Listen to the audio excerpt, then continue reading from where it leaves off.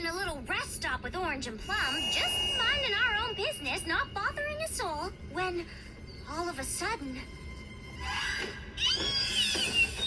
Murdering mushberries! My backpack! The marshmallows! Quick, catch them!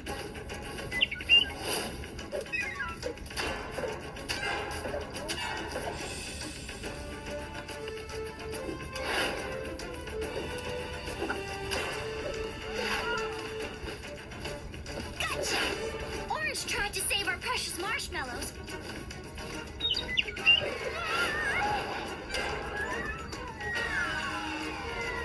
But suddenly, Orange ran out of tree. Plum and I had to think fast.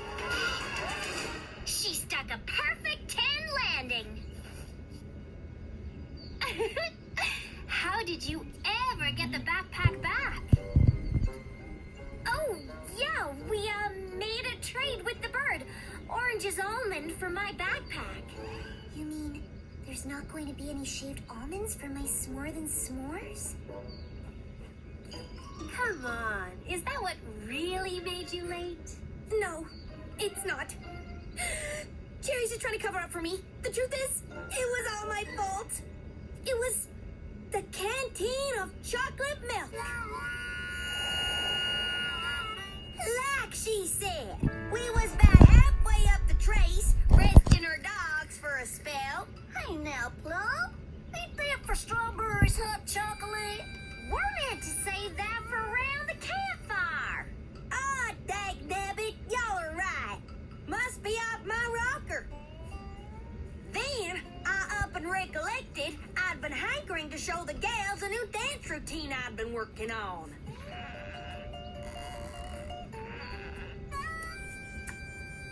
Hey now, looky here. Might come in handy next time we're high-stepping at a square dance.